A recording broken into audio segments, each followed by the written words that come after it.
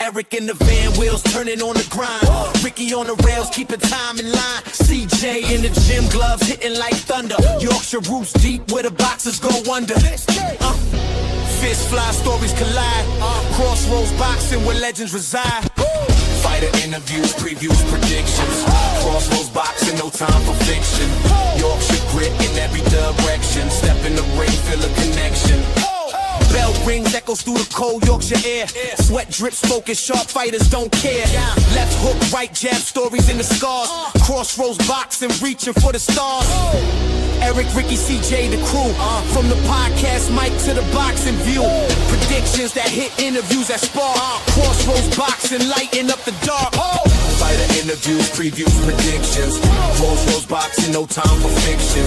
Yorkshire grit in every direction. Step in the ring, feel a connection.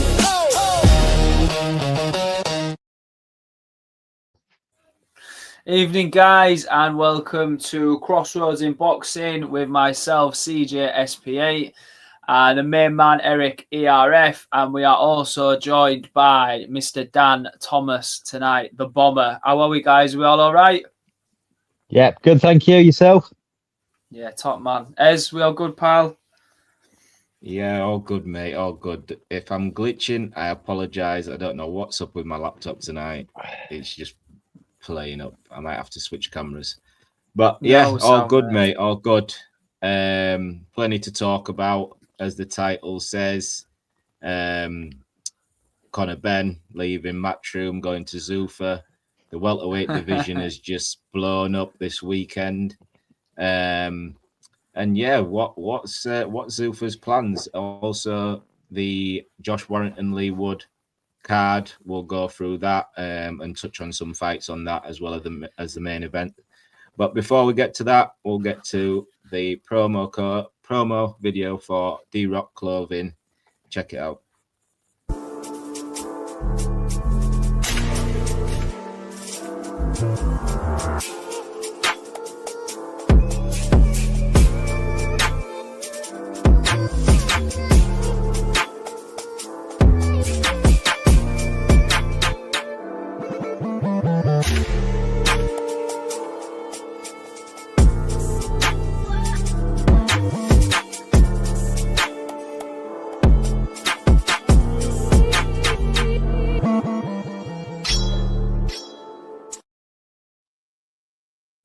When Bienga is doing that, it makes me laugh like fuck every single time I say that.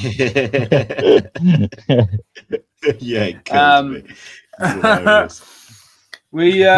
There was a massive show on at the weekend, guys. Well, I say a massive. The rematch between Lee Wood, Josh Warrington. A lot of people looking forward to it. Obviously, there was a lot of bad blood there from the first fight. Both fighters very much past the prime, although Lee Wood did put on a good performance. And there was a great undercard to it as well there, lads, if we want to start there. Yeah, let's go through the cards. You've got the fights written down, so we'll go through the card.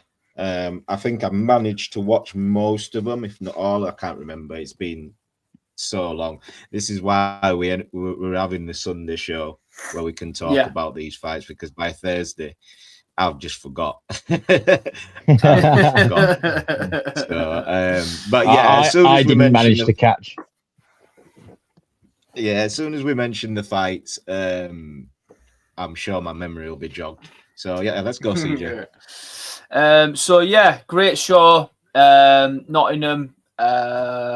Kicking off the show was Joe Howarth.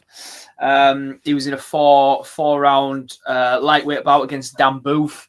Dan Booth, tough kid, very tough journeyman. Always comes and gives his opponent some stick. Steady performance from Joe. Stepped it up at times. He won on points over the 4 rounds, so he went the distance. And I think they're looking for, listening to the commentators, he's looking for a big fight coming up. I don't know if he's having one more to get in the bank, and then they're looking for a bigger fight. I don't know if they mentioned who they're going in for. I know he's had a setback recently anyway. Have you seen any of Joe Howarth's bouts, Dan? I haven't, to be honest, mate. And like I said, I didn't manage to catch any of the fights this weekend apart from Josh and Lee, so I can't really comment on the undercard. I didn't watch any of it, mate. No, that's fair enough, mate. I just meant as in previous ones, he's really kicking on now. He's looking a very complete fighter, very rounded off. I think the team must be working very hard. It'll be under Dave Allen's management. So yeah, good fight for Joe Howarth. Second fight, moving on. Whoa, sorry, mate. Whoa, I'm here as well. Oh, you come back on. Sorry, mate. Your camera had gone off. All right. Now, yeah, Joe Howarth, I did catch that fight. It was like you said, he lost his last fight. Yeah. I think it was for the English title. Was it the English title? He lost. I think it was, mate, yeah. Yeah, he went the rounds just a step behind. But good performance back. First performance back. It was a good performance from him. He worked. You could see him working on things in there. He had Joe Hayden in his corner because Dave was obviously fighting on the card. So Joe Hayden was in his corner, and it was a good performance. I'm glad he'd come back out soon after that loss. He didn't take, and then he's got back in there, which, you know me, CJ, that's what I like from fighters. Win, lose or draw, get back in. Go on to the 100%. 100%. Just a quick one. Big up Trey, who's just tuned in. Big up my brothers. Thank you, Trey. Always top supporting us, mate. And it's because of you all this is possible. So second fight of the night. And I was looking forward to this, really. It was TMA, and again, obviously fantastic amateur, won the Worlds. I've not really been sold on her as recent. I am like that, to be fair. When someone's getting hyped up to fuck, I like to put a stick in the mud. But you know what? And our first one to say, that's a fight she needed. She boxed Catherine Ramos. Very close fight. She pushed and she absolutely pushed her round for round. She sat on her chest when she needed to. And had to go on the back foot at times. She had to put the pressure on at times. So yeah, that will do her career wonders. She looked really disheartened, to be fair, at the end. She was obviously still wanting to blow everyone out of there in a couple of rounds. So Eddie Hearn said the right stuff. These are the fights that she needs to move forward. You know what I mean? That's a big win. It's a good win as well. Just from there, maybe now stepping up to, we sort of want to be adding. Well, she's young, isn't she? It's one of them in it as of she's got a stellar amateur career, but she's still a baby. Do you know what I mean? That Ramos was a woman. Not meaning that in a rude way. It's I watched the fight. I actually spoke to I was speaking to Jack Gladman about that fight, and I said, to be honest with you, it's a good job that fight was an 8. Yeah, because the first 4 rounds, I thought she lost three of the first 4. The girl she fought was good, very experienced. You could tell that Tia had to get to grips with the fast hands, the in and out movement from Ramos. She was in and out, and she was catching Tia. She doesn't have much power, which helped Tia a lot because she was getting caught. But what I did like about her performance is after 4 rounds, you could see she changed gears. She went up a gear. She seemed to have figured out what Ramos was doing a bit better. She figured it out. And then she swept the second half of the fight for me, putting a foot on the gas. But it was a really good fight, a perfect fight for her. I think it was a good test. Another 8-rounder, another opponent like that who will ask her more questions is what's needed. She is only 19 years old. I know in the women's game you can get pushed very quickly and get there, but if this was a 6-rounder, I don't believe she wins the fight. The good thing is it wasn't. It was an 8-rounder. It gave her time to make adjustments, find out what her opponent's doing, find out the weakness of her opponent. And Ramos gassed out in the second half of the fight, which allowed Tia to sort of get a foothold back into the fight. But I'm looking forward to it. I like when a prospect not struggles, but has a tough fight. The win is good for her. It doesn't need a loss or a draw and a record of this early. It was a good fight, a good test. And yeah, I look forward to seeing what's next for her. I think everyone was expecting Tia to gas out in the second part of the fight, because obviously is this the longest she's been in a fight? Yeah.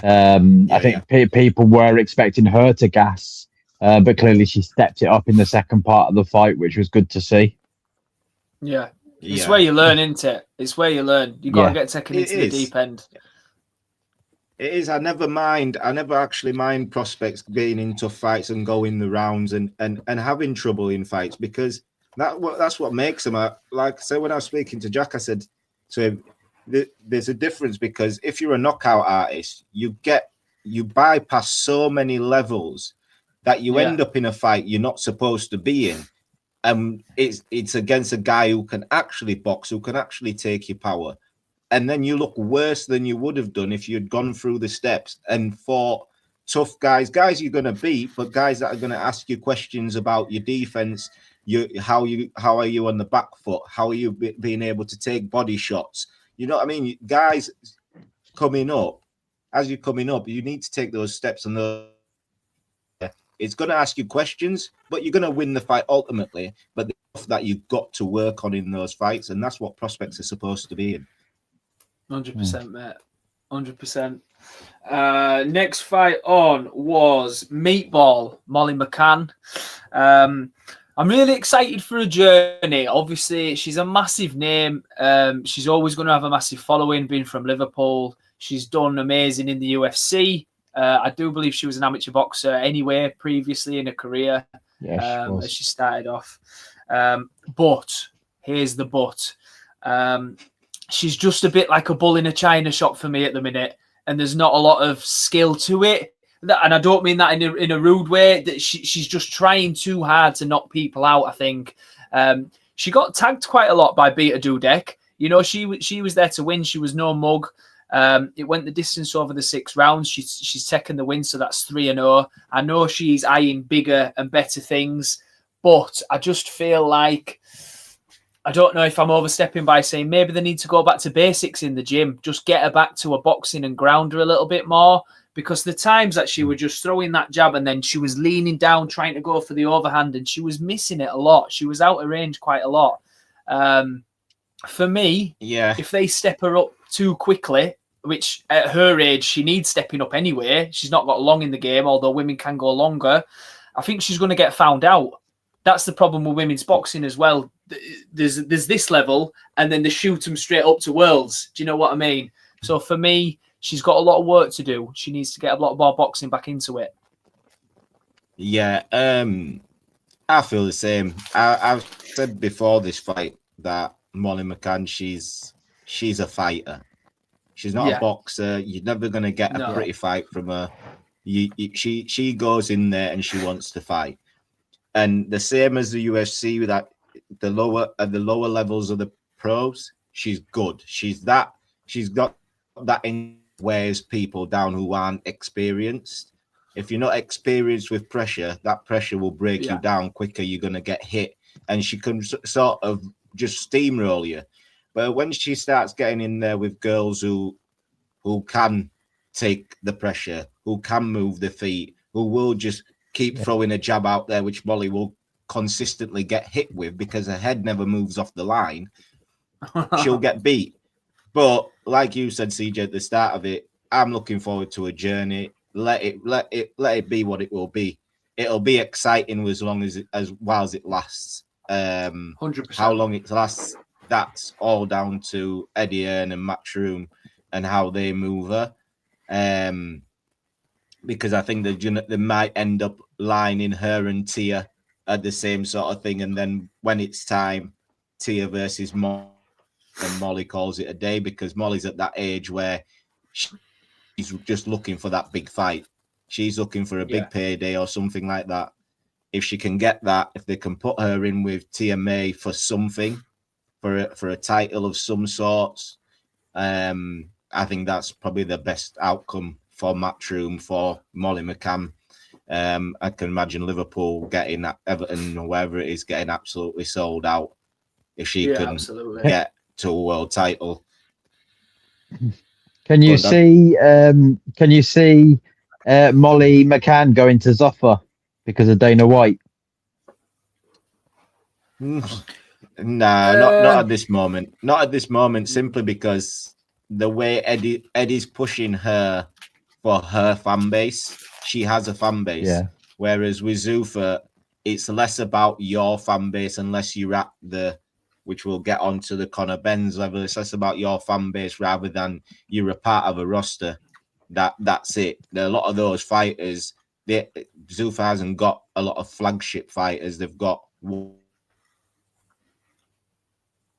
You've glitched up there, Ez. Apart from that, what's happened then? Is that me? Did I go out? Yeah, you've glitched up, mate. You froze. Yeah, I don't know what's happening, but anyway, I'll carry on. But apart from that, the roster is just fighters who are on similar level. We don't know of them yet. They're either young pros or older fighters who are having a second shot at a career. So we'll find out with Zuffa. I don't think Molly will go over there yet. I think Eddie has her with a fan base. She has a decent fan base. Eddie can get her out on shows, and she'll be matched to win at the end of the day until she's not. Whereas on Zuffa, she'll be matched according to whatever rankings they want to put out. Yeah. Go on then, Siege. Next one. Next bout was Big Bonnie, Donny, Dave Allen, the Doncaster De La Hoya, the White Rhino, and the million other names. Whoa. We missed a fight. Leo Tang. He was after. Leo Tang. No, Leo was before Dave. He was before because I tuned in at Dave. Yeah, Leo was before. Leo, I know you're missing Leo for a reason. I knew there had to be a reason why. I was thinking he's on the list. There's Dave, and then there's Leo there. No. You see your dislike, your disdain. Yeah. For that man's coach. He's a wanker.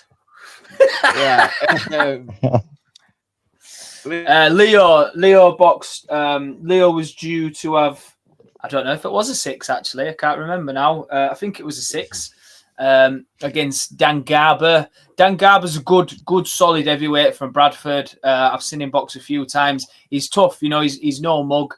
He's got a good few wins under his belt, and he's definitely taken heavyweights to places. I won't say he's a gatekeeper, so to speak, but maybe at English level, a British level, he's certainly a tough man to be in there. Leo went out fast. He's rangy. He's very, very powerful. Clearly, he's very sharp. He's got a very athletic build. He reminds me of a young Joshua in his shape and his stance. How Joshua started his career. He just put it on him very quick. I do think the stoppage was early. I've got no doubt it was only going one way. I would have liked to preferably see a count or a knee taken, because we do need to see what he's about, don't we? And I know you both sat there smiling. I'm smiling because of Eric. I'm just looking at Eric's reaction. It was only ever going one way. There's no doubt. I've never disputed that. It was a bit early for me. Dan Garber's put up his text from Leo's even texted him saying, look, it was early, but it's the referee. I can't do anything about that. It's where does Leo go? What's the route? What's the route for him? He's an established amateur. He's got the world at his feet. He said point blank on commentary, stop mentioning my name with Moses Itauma. We're on separate levels. We're a million miles apart, which is good, which is a good thing. Because he is levels apart. I mean, fucking hell, Moses would absolutely chew him up at the minute. It's just the same as I suppose you've said for Meatball, isn't it, Eric? They're just going to keep lining him up for him at the minute until something comes up. I don't believe he's too far off an English title fight. I can't remember that bloke's name who's got that down south. I can't remember. It's missed my head. But I would say a couple of fights. He's got to be going in there for the English title. And he'll be braying on the doors quick enough for the British. What say you, lads? Yeah, like I said, Leo, I think it was like a minute or something. It lasted. Yeah, he is. There's so many similarities between him and AJ. I think Eddie's building him the same way he built AJ. It's exactly the blueprint what he did with AJ. Get him out there. AJ was out, I think maybe six times or something like that, 4 or 5 times. Reckon so. The first year of him fighting, and he was just fighting.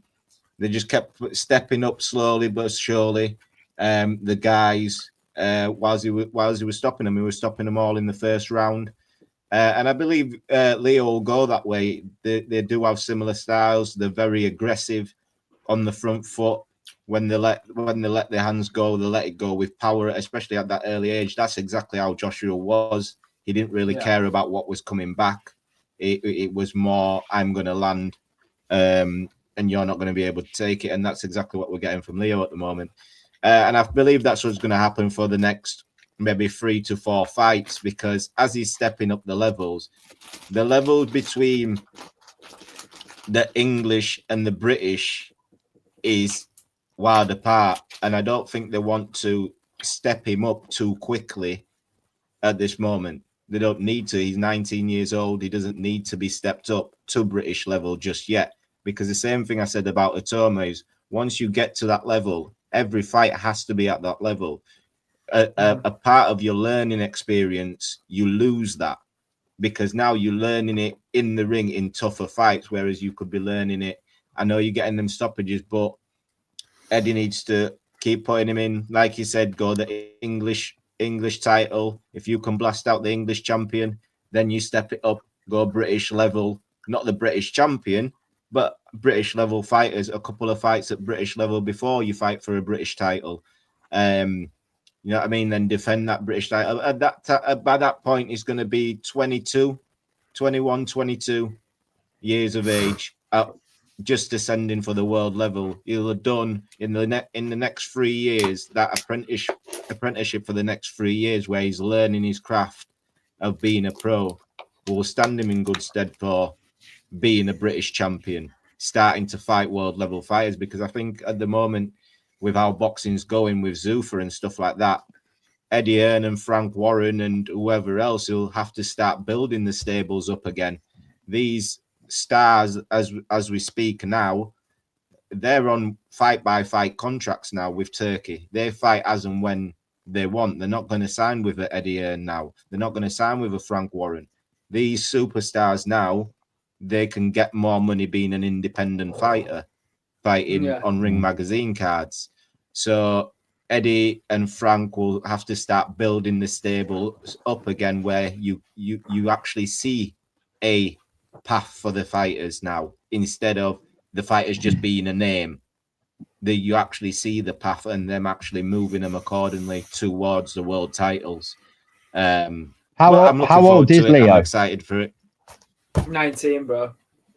19. So you could.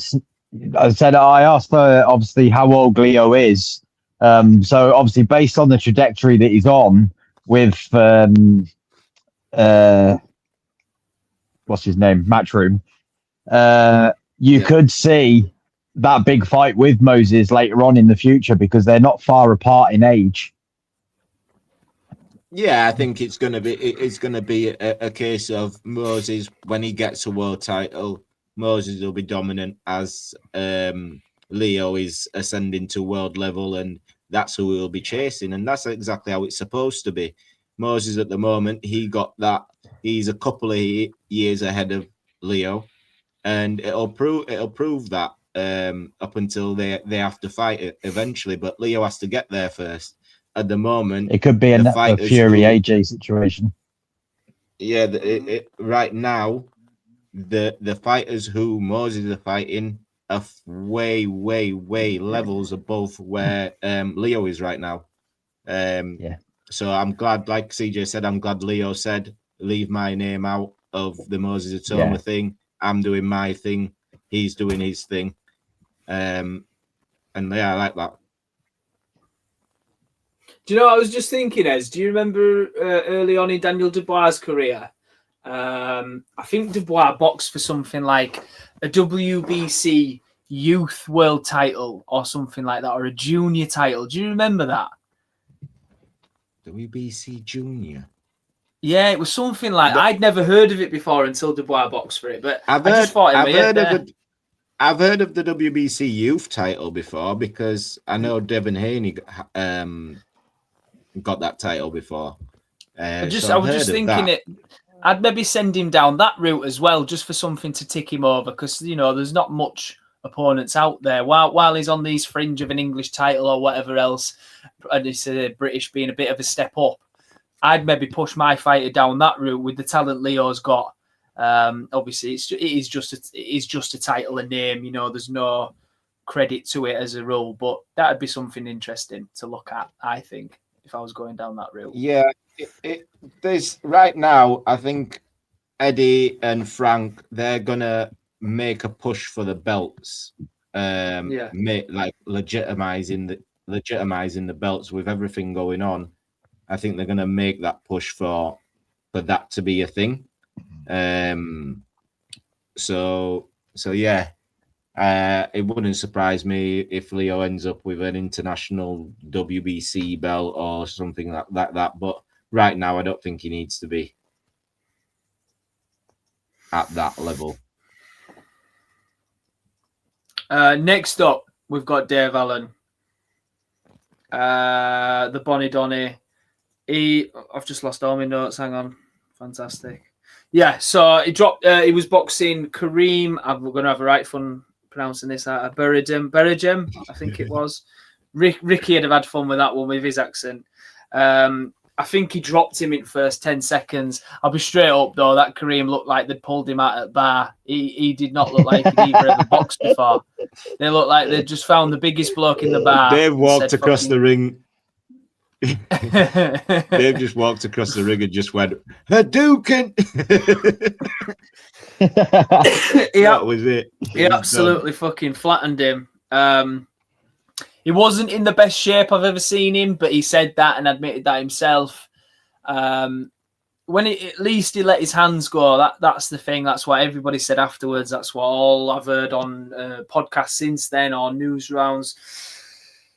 It's frustrating, isn't it? We all love Dave. We all know what he can do and what he has done in the past. He's still got his eyes set on a title, British title, but he even admitted that he wouldn't mind going further if he could. It's how long he's got left, how many miles are on the clock.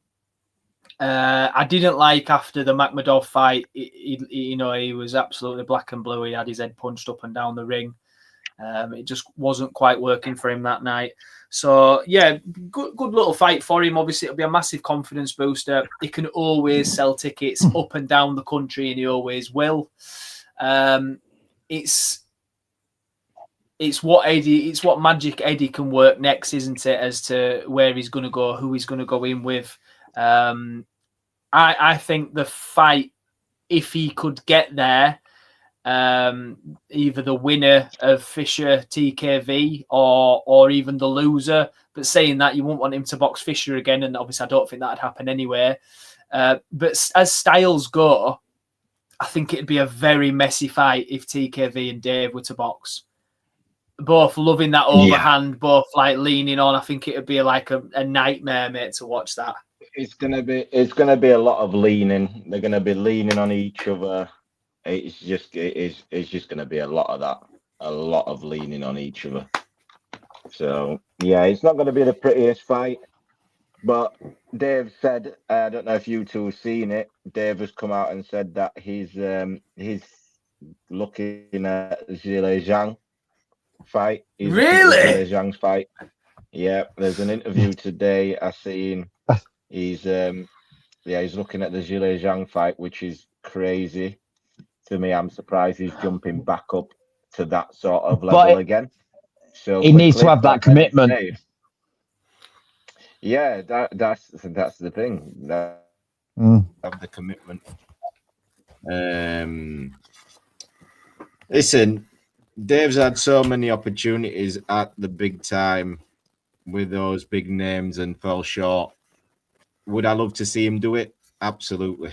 I'd probably be one of the happiest people if he managed to do it. But I still want to see Dave win a title, a British title. I'd love to see him win a British title, a Commonwealth title. Just get that bit of silverware because he's deserved it. He keeps coming back. Every time he's written off, he keeps coming back. I've got friends who say he should be retired. What's he there for? No. But he's there for a scrap and he'll fight anybody. So he can't complain. Do you think he beats TKV? I think it's a close fight. I generally think it's a close fight. I don't know what happens in that fight. I think it's going to be a scrappy fight. It's one of those where if Dave lands clean, Dave can take him out. I don't know if TKV will commit to a shot enough to stop Dave. Yeah. I agree. So I'm not sure. I'd love to see the fight. I'm happy with that fight. If that fight was to happen, I'm happy with that. I do not want to see a Dave Allen versus Johnny Fisher free. I certainly do. Johnny Fisher does not deserve that. I don't want to see it. So main event then time, is it? No, Sandy Ryan, mate. Oh, Sandy Ryan, yes. Sandy Ryan. Go on, mate. No, go on. You go first. Became 2-weight world champion. Close fight, very close fight. There was something I tweaked early on in the fight, and I don't know where I've written it now. Bollocks to it. It was in the first couple of rounds that she actually pulled the corner man in and whispered something into his ear. And for the first few rounds, she was very, very slow starting. And that Zamora, I think I've got the name right there, she was fucking tough and she piled the pressure on. And it did not look like the Sandy Ryan that we were used to watching. I wasn't sure if there was going to be an issue. As I say, I saw her whisper something. The punches weren't flowing. She looked like she was struggling. She wasn't taking them well as she was tucking and weaving. She came back into it a bit later on. I think even one of the judges scored it 95 even. I think she deserved the win in the end, but it was very tough, very close. And Zamora, not a massive name in the women's world division. So, there is some real big names out there for her to fight. It was a worry for me, I think. People have off nights at the office. I don't know what were your thoughts on that, guys, if you've seen or read the results from that. Yeah, well, I watched it and it seemed at times Sandy just was overwhelmed. She just seemed overwhelmed. She couldn't move her head out of the way. I don't know what happened. I felt like the 95 was quite a fair card. I wasn't upset at that card. Sandy getting it. It is what it is. She is the home fighter, so you could understand that. I think for Zamora to come out of there with a draw, that would have been good for her because she performed really well. She actually performed well. She put it on Sandy and she made a name for herself. That'll be a girl that people will want to beat better than Sandy did. So I don't know. Like you said, CJ, it could just be a bad night at the office. For her, and it's just one of those. But yeah, I would have liked to see a much better performance from Sandy. I expected a lot better from her, to be honest with you. Dan, what do you reckon is Sandy moving on in the future? I think I agree with what you've said, Siege. I think there's bigger, better opponents out there for her. And obviously, I haven't caught that fight either. I didn't see that fight. I haven't seen the highlights of that fight either, so I can't really comment on the fight. But from what you guys are saying, it wasn't the Sandy Ryan that we're all used to. Is she going to struggle against some of the more elite fighters, shall we say, that are out there for her? We don't really know. But like I said, I didn't catch that fight, so I can't really comment on that fight. No, that's fair enough, mate. It wasn't her best performance at the office, absolutely. Then we've got another one, actually, mate, before the main event, quickly. We've got Davis and Fawaz. What a fight. yes. What a fight it turned out to fight. be. I can't believe I forgot about that. This is what I mean. This is what I mean about Thursdays. If we had this conversation on Sunday, that would be the fight I'd be talking about most. Like, yeah. But yeah, it's Thursday. But yeah, you've just, like I said, you've rejogged my memory. I'm locked in now. I'm locked in. Fawaz, he's just got a fairy tale story, man. I'm not gonna lie, I wasn't his biggest fan in the Boston build-up. I was edging for Boston to win that. I wanted him to win that, should I say. Fawaz has got a lot of in-ring shithousery. You know, he talks, he taunts, he dances, he gets under your skin. It works, man. It works every single time he's in that ring. But he actually boxed fucking really, really well. Yeah, he did. I don't know. Davis looked big in there. Like, he looked like he's put on some muscle. He looked heavy. He wasn't moving. He was gassed very, very early on, which is surprising because Davis's tank, usually he's got a fantastic engine, and we've seen him perform fantastic on really short notice, like when he's jumped in with Kelly and things like that. So it was a surprise. I don't feel sorry for Davis. You know, he's let that happen. He can't say he just lost the bout, whatever. He was shit. He didn't turn up. He didn't perform in the slightest. All that hard work to win your titles, he didn't show up, so he didn't deserve it. Fawaz is going to be a problem for anybody because he just gets in their head. But it's not just now that. He really shocked me of how good he was in the ring. He can box and he can move. He can box and he can move, yeah. And it looked like he had some power in there as well. Listen, that fight, I'll tell you how this fight went for me. The first 4 rounds, I was like, Ish, hurry up and get this guy out of here. I'm fed up of seeing him posture. I'm fed up of seeing him do nothing. Because for the first 4 rounds, Fawaz did not do a single thing. He didn't win a round. He didn't do nothing. He was posturing. He was getting hit and just he was swing. Ish had him swinging at air.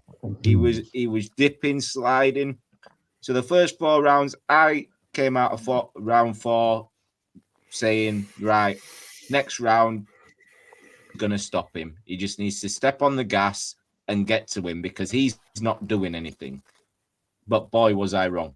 Boy, was I wrong.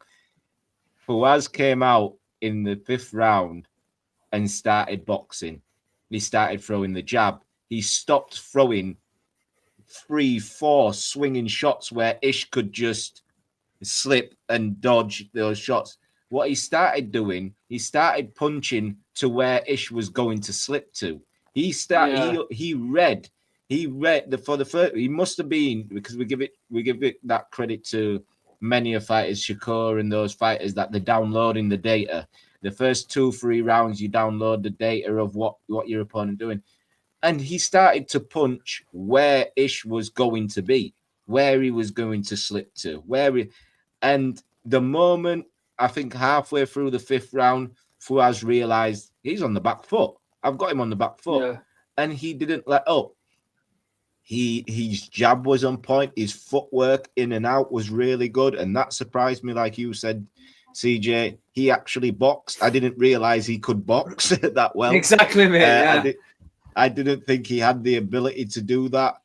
I was happily shocked. I like Ishmael Davis. I like his story, but I'm a boxing fan, and everybody has a story. And if you get in there and you perform, and you perform like Fawaz did, he's a problem for a lot of people. He is a problem for a lot of people. I think he needs to stop with the theatrics he did in the first 4 rounds, because you're losing yourself a fight doing that. Because if Ishmael didn't gas, although I do give Fawaz credit for him gassing, because he started to really work him, and he mentally drained Ishmael because he didn't know what he was going to do, because he would just switch seamlessly. 1 minute he would be on the front foot, then he'd move back, let Ishmael come to him to think he can get a foothold. he would get right back onto the front foot. So, yeah, he's a problem for a lot of people now. I don't think many people will run to fight him now. They've seen that ability. But Eddie has to do his job and put him in positions with whatever sanctioning bodies, the European title. If it's for the European title he can fight for, I think he needs to do his job and get him there, because he's 37 years old. He's getting on now, so he's not got long left in the game. And I was happy for him. I was really happy for Fuaz. I think the performance definitely deserved it. And yeah, new British, English, Commonwealth champion. Jack Gladman is in the house. He says Davis needs to go to 160. Yeah, he gassed. I think round 7, round 8, I believe it was. He really gassed. I was surprised, like CJ said, that really surprised me that he gassed. But I think it was mentally tired as well. He ran out of ideas. Definitely. He seemed to run out of what to do next. What can I do to change this up? And Fuaz was in his flow. Fuaz was in a flow where you wasn't getting him out of there unless you landed something big. And I don't think Ish had the power, that he had the stamina, the gas to even muster something up big, to be honest with you. Jack also says Fuaz, I love Fuaz's style and attitude. CJ doesn't. He also says Fuaz versus Kelly next. Listen, I don't think Josh Kelly runs towards that fight. It doesn't make much sense for Josh to risk that, doing so much work to get that world title. I don't really Josh will risk that. I don't think he should have to either. I think Fuaz needs to go try and get a European belt if he can. And then we can see about maybe a Kelly fight if Kelly has a voluntary, still has that belt. Anyway, moving on to Siege. Yeah, moving on to his main event. As I say, a lot of bad blood. It was a long time in the making. Both fighters needing this comeback, really, if they had any chance of the careers getting restarted. As it turned out, Wood boxed fucking really, really well. Punch perfect from him, really. After the second round, he boxed from the hip, just flicking that jab up. Worked really well at range. Warrington just could not get going. He couldn't get on the inside at all. He landed some eye-catching shots throughout the fight. He landed some big sort of hooks coming in. I think he popped Lee's nose maybe in third, which I thought maybe might be an opening because I could see Lee dabbing at it. So I thought maybe this was an opportunity throughout the fight. But no, he never progressed with it. He looked slow on his feet, slow with his reactions. Yeah, I mean, other than Wood knocking him out, he just completely dominated Josh Warrington. I think it was a big statement fight, really. Whether it's that Wood is just that much better or it's just Josh is that too far over the hill. Obviously, the first fight round, Josh took control for most of the rounds. But yeah, he's got to be done for me, Josh Warrington. There's nothing left other than a money fight of someone else calling him out. I don't want to see him box again. That's done. Can Lee Wood go on from here, maybe? I don't know. I don't know what's there from him. I saw Michael Conlon put something out again. Don't want to see that either. I'd like to see both just hang the gloves up there, and that was the last fucking dispute for them both. But you do never know in this game. Money talks. As I've seen Lee Wood put somewhere about Kakachi again. Again, I don't want to see that. Not that I think Anto would step backwards for that fight now. But yeah, that was my view. Was really, really dominant from Lee Wood. Yeah, I'll be honest. I watched that fight and I felt like I was in a trance. I felt like I watched the first round for 12 rounds. That's generally how it felt. Lee Wood through the same combinations, the same style of jab. He kept his hands down the whole fight, and nothing changed. He controlled it from the start. Josh's feet just wasn't there at all. Zero, just nothing in his feet. He was reaching for his punches to try and get on the inside. One thing the commentary said that he just headhunted the whole night. Yeah. He headhunted the whole night. He did not attempt for body shots to try and slow Lee's feet down, at least. Yeah, I think Josh Warrington made Lee Wood look really good. I'll be honest with you. I think I'd like both of them to retire now. I think Josh is done at any sort of level where he's going to gain respect or get any respect. Lee Wood, the same. I think that is probably the best you can hope for to retire on. You retired on a grudge match. You've been a world champion. You've done it all. I don't think there's a need to fight again for Lee Wood. Can he go and fight someone from America and go to America? I don't think he beats any of the world champions. Can he get somebody to come over here and sell out Nottingham? He probably can sell out Nottingham, but do you want to lose in front of your fans? And that's the question. Are you willing to just get all your fans to come out to see you fight and you end up getting stopped? I don't believe Lee Wood has enough left to be at the world level. A Mick Conlon fight, he could probably see that as another fight like the Josh Warrington fight, where it's a grudge match.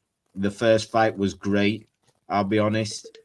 But the Conlon fight, I can let slide simply because both of them are in similar positions. Conlon never really became what he should have become. I know he's fighting again this weekend, I believe. Or he's fighting soon anyway, Mick Conlon. So that I could see happening, possibly. But if not, I'd like Lee Wood to retire. I like Lee Wood. I picked him to win the first fight. I picked him to win this fight. Yeah, I'd like him to retire. If he doesn't and does the Mick Conlon fight, I don't mind. But apart from that, no, I think both of them should be done. Quickly, Dan, before you go, Dan, we've got a load of comments there. I just want to go on. I worked with Davis a lot, matching.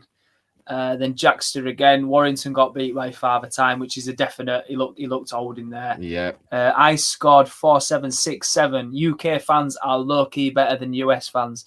There's no low key about it, mate. UK fans are proper boxing fans.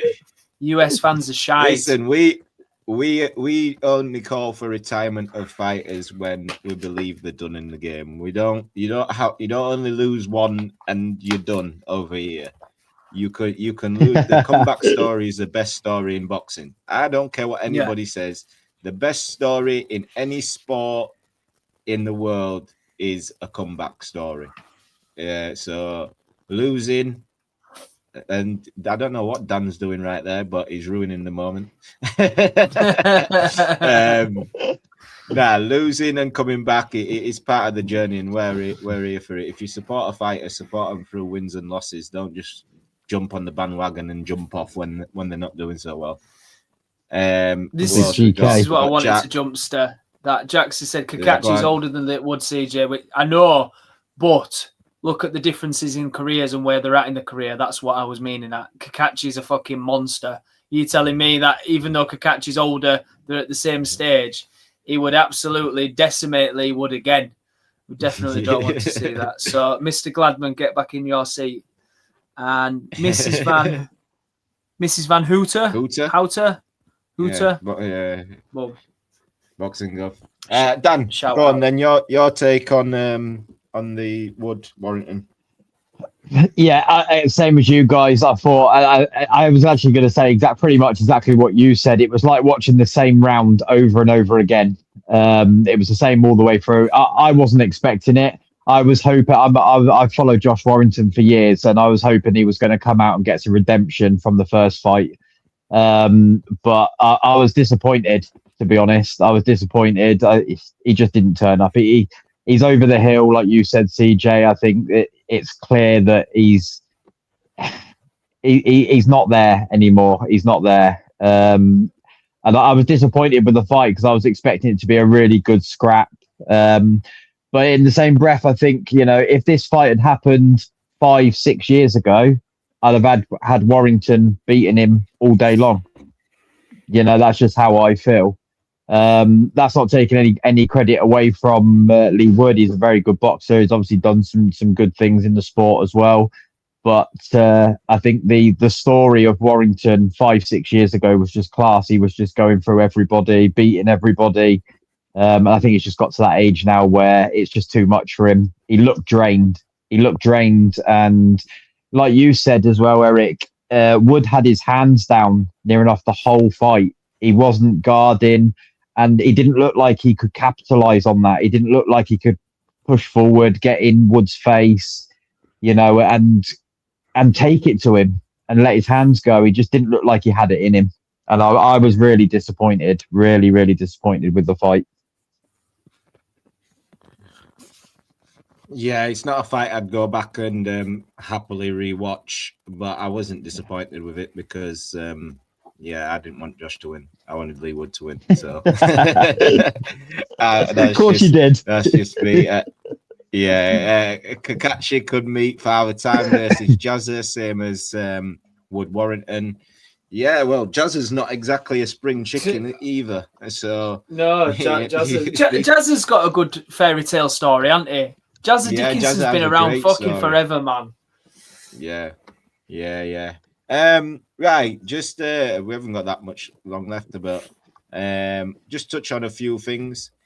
Conor Benn versus it might as well be. Yeah, let me get there, CJ. Conor Benn leaving Matchroom, signs a quote unquote one fight deal with Zuffa Boxing for 15 million. He will be fighting on the Ring Magazine card versus Makhmudov, on the undercard as a co-main event versus Regis Prograis. CJ, what do you make of how Conor Benn left Matchroom, Conor Benn leaving Matchroom and signing with Zuffa? Those are two different questions. The first one, how he left and what Eddie said about not talking to him, getting calls from the lawyer. What do you think about all that bit? How he left is absolute shithousery. There's no other word for it. There's a different, like you said, I'm really glad how you've worded that, mate. Two completely different questions there, right? Moving on in your career and doing something that is better for you, for better money or whatever, I have no disagree with that at all. Because at the end of the day, boxing, there is only a few other sports similar in the sense of combat sports, mixed martial arts, UFC, whatever. Your body's on the line, your mental health is on the line, everything. Okay, one punch can change everything. Your body takes its toll, you put through the fire. So anything you can do to earn as much as you can, I will never regard anyone for doing that. Now, as for the only fucking person who has stood by you in this world and put up with the lies and the shit and the rumors and funded you, and you can't even give him a phone call, and you send your agent to email him. Oh, mate. It's fucking disgusting. It really, really is. Listen, it is. I don't feel sorry for Eddie. I don't fucking feel sorry for Edward at all. But in terms of a man to man, what a fucking vagina he really is. Yeah, for me, I worded it that way because I know what I'm gonna say about it, and I wanted to make sure I made it clear of it is two different things, because I see a lot of people on Twitter saying, "Oh, I don't see why people are complaining. People move on all the time." Ben Shalom's on TalkSport saying, "Oh, Eddie's crying about the fighter leaving him and stuff like that."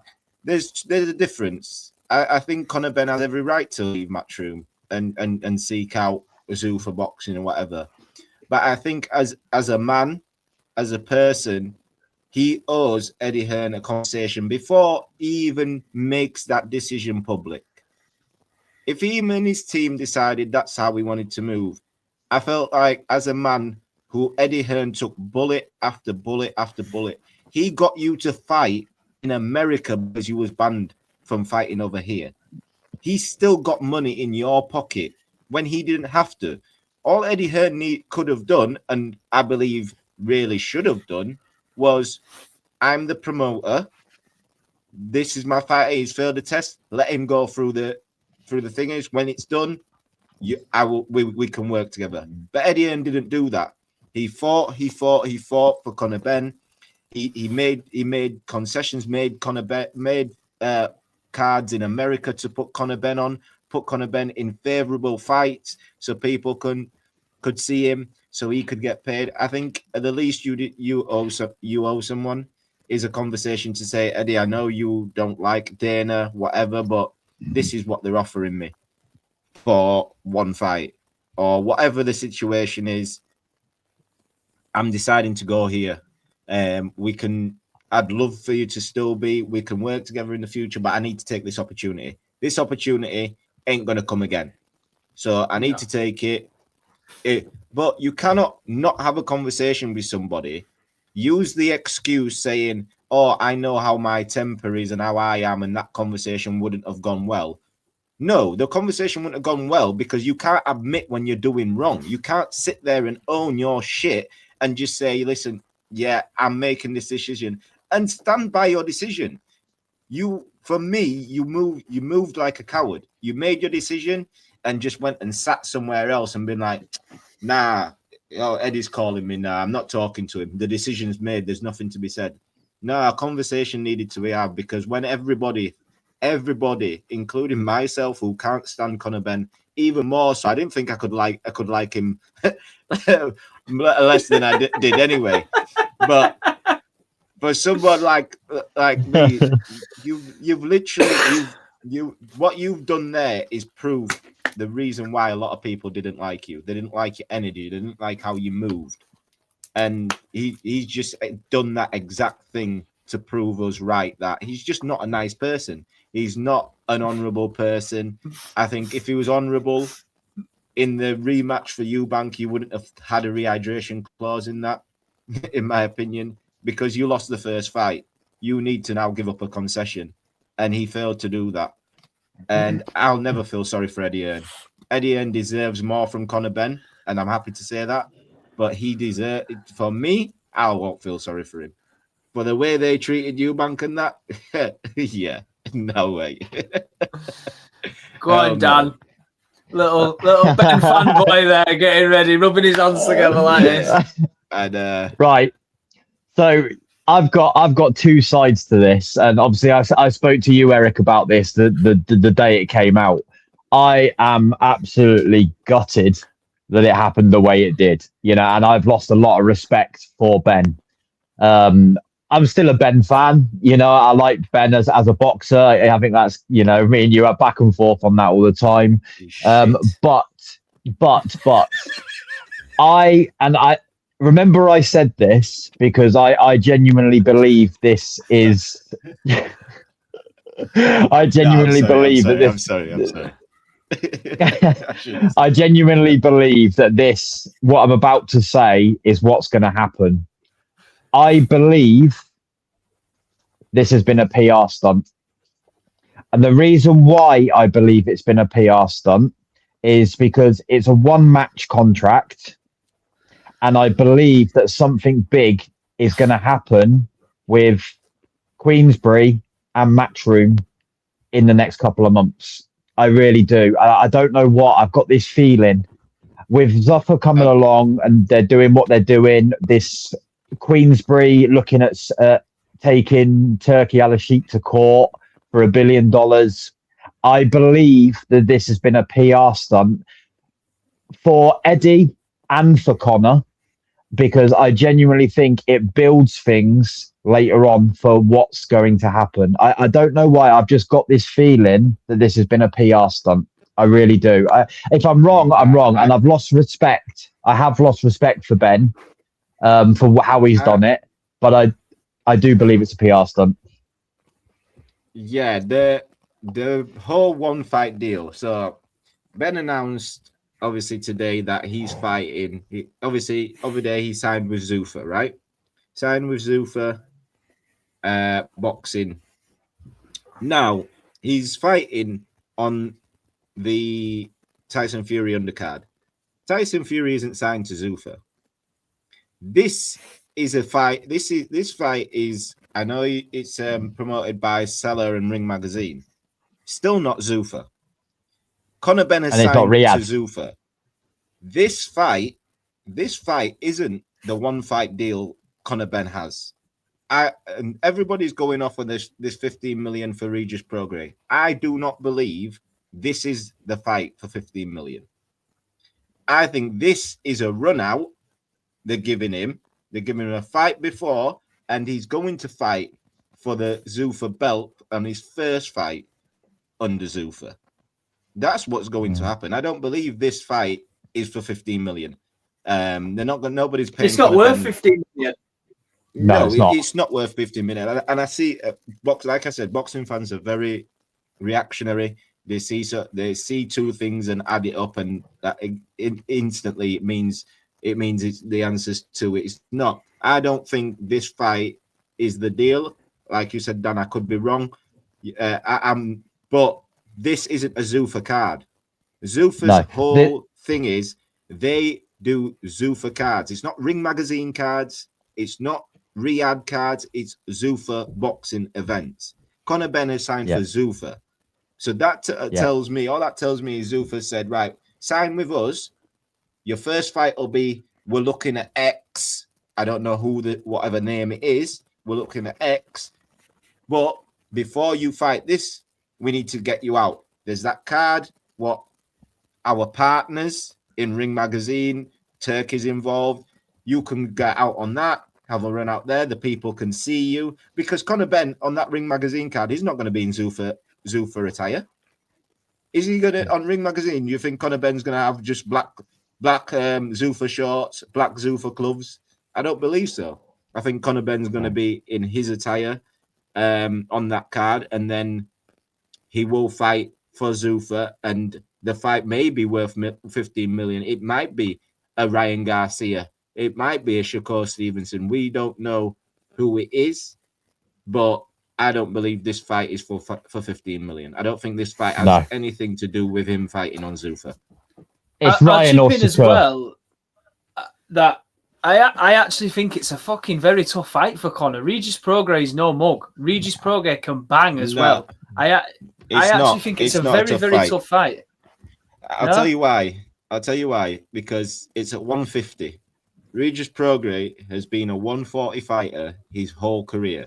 Bearing in mind, he's been a small 140 fighter his whole career. Conor Benn just fought twice at 160. Coming down to 150 from 160. Regis is coming up from 140 to 150. Yeah, it looks like, it's 10 pounds either way. That's absolutely fair. Regis got hurt in his last fight. He got hurt in his last fight badly against Jojo Diaz. He won the fight, but he got hurt. Conor Benn dropped a 160-pound fighter in Chris Eubank Jr. who has a chin. This fight is tailor-made for Conor Benn. It's tailor-made because it'll stop him. And I said this goes into the Zuffa contract. Conor hasn't had these. He's not stopped anyone since his case. So they are looking for him to get a knockout, which he will knock Regis Prograis out. I don't mind the fight in the sense that Regis Prograis is a name. I don't like the weight it's at.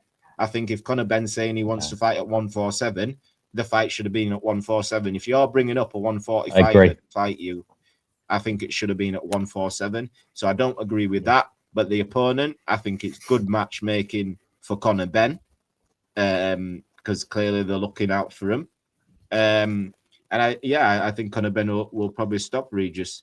Yes, Zuffa Boxing has also requested to the British board to recognise their belt, which tells me even more that's one of the reasons why this fight has nothing to do with Zuffa, what Conor's doing. And Conor's first Zuffa fight will be in England for that Zuffa belt.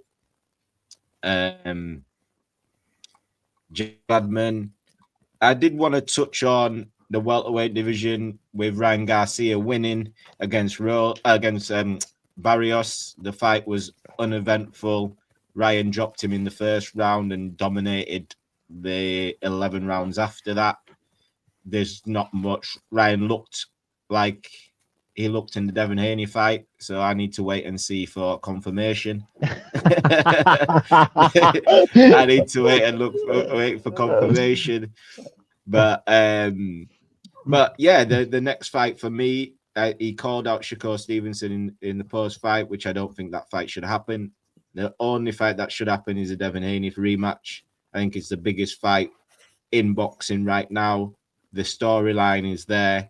Ryan needs to clear his name, and the only way he clears his name is a performance. Is a performance against Devin Haney. I don't believe Ryan Garcia has a chance in hell if he's the same weight as Devin and isn't on PEDs. Ryan has also said, I know I'm rattling through this because CJ don't really bother with it with the Americans and stuff. He's not that bothered. No, I do. I keep in. Nah, but yeah, I think Shakur Stevenson should go and unify the 140 division. I don't believe there is anyone at 140 that beats Shakur Stevenson. I'd love for him to go and undispute that division. Ryan Garcia has business with Devin Haney. I don't want to see Ryan Garcia versus Conor Benn. I don't want to see Ryan Garcia versus anyone barring Devin Haney next. No, not next. Not next. No. I want Devin Haney. Yeah, I agree. I agree. 100% agree. Needs to be Devin Haney. And then once he beats Devin, then he needs to go on and fight Conor Benn. Listen, he can fight Conor when he loses. That's not a problem. Ryan is a name.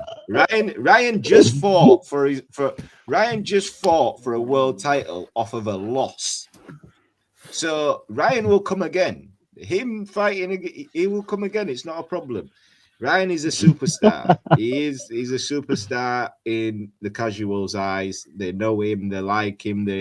I don't understand why, but listen, I guess we just watch too much boxing and we see all the bullshit they actually do. That's the problem. But he can box. He can box. Yes, Ryan can box. Ryan can box. He's 100% can box, but he cannot box on the elite level. Barrios is not elite. Barrios is the only champion to be a champion without winning the belt and for 4 fights. Barrios became interim champion. He got elevated as champion. He had 3 fights as champion. 3 fights as champion. Guess how many? And 2 draws. So yeah, 1. What champion has 3 world title defenses and not win any? I do not want to hear. I wanted Barrios to win. I was willing for Barrios. Every spirit in me was willing for Barrios to win that fight. But it wasn't to be. But listen, Barrios is not Shakur Stevenson. Barrios is not Devin Haney. Barrios is not Keyshawn Davis. Barrios isn't even... Well, clearly he's not Rolly Romero because Ryan couldn't beat him. So yeah, but that was a different Ryan. Ryan. I feel like if Conor gets past Regis Prograis, and I think he'll struggle. I hope he struggles. They want to. I feel like they're gonna line up something for Garcia and Benn because of the vendetta they've already got. I agree with you. I feel like that's what they're gonna go for. I agree with you. I have a feeling that they've got a big thing lined up. So they've already said on Twitter, I don't know if you two seen it a few days ago, there's supposed to be an announcement that's going to absolutely top Conor Benn leaving, matching for Zuffa. Obviously Fury fighting under that on Netflix and stuff that came out. A lot of stuff's coming out. But I think it's all fluff, and I do think a Conor Benn fight versus someone like Ryan Garcia, who's signing with Zuffa. Maybe not Ryan, but it's going to be a name. Just go to these comments before we get out of here. What we got, Jack? Do you want to mention saying, Zuffa request? Yeah, we covered that Jack, one there.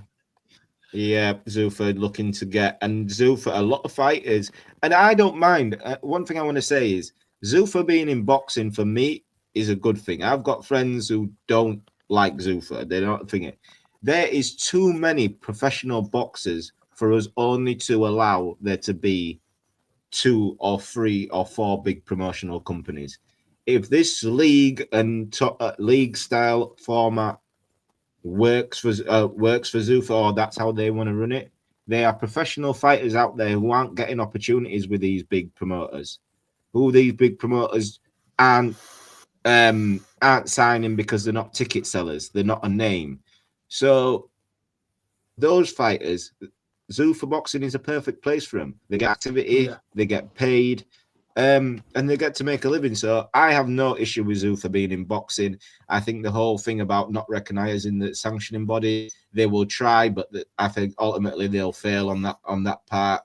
That won't happen. But their system of you're only fighting for our belt might work, but they won't be able to keep fighters under contracts. Fighters will dip in and out of Zuffa, I believe, if that's the case. Jack says Keith Connolly is 1,000 times worse than Ben, and if he comes for me, he can because I'm right. Yeah, you're not the first person that said that, and I'm sure you won't be the last. Legally though, if he signs... Sorry, mate. Go on. No, you go on. Legally, though, if he signed with Zuffa, board would go after Ben for talking directly to Eddie, as the board hate Ben. I don't know.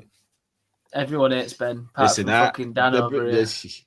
Yeah, Dan. Nah, Dan again. not me. I don't hate Ben. Eric, this is from a source who would know Prograde asked for 150, not Ben. There is a reason.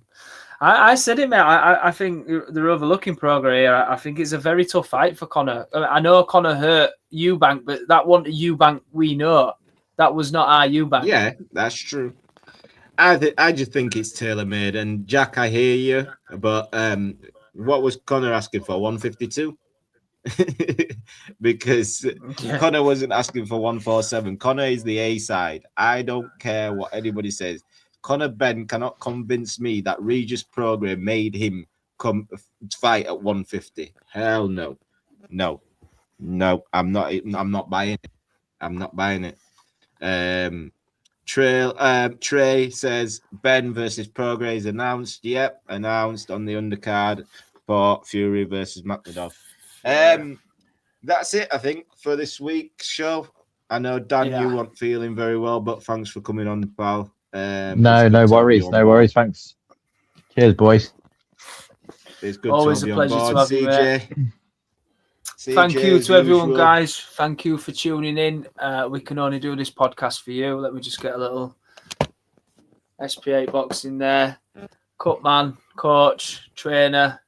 Get it zoomed in. I'm busy this weekend. I'm at an amateur show tomorrow night, Freedom Boxing Club, and then I'm taking our journeyman Jake Bray to Liverpool for the show for a 4-rounder. So I'm busy this weekend with the boxing, and been a great show, lads. Crossroads. Yep. I'll see you later, boys. Peace. Cheers, boys.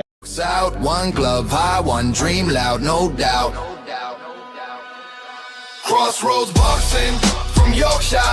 Turn the lights up, turn the mics on. Fighter interviews, keep your guard up.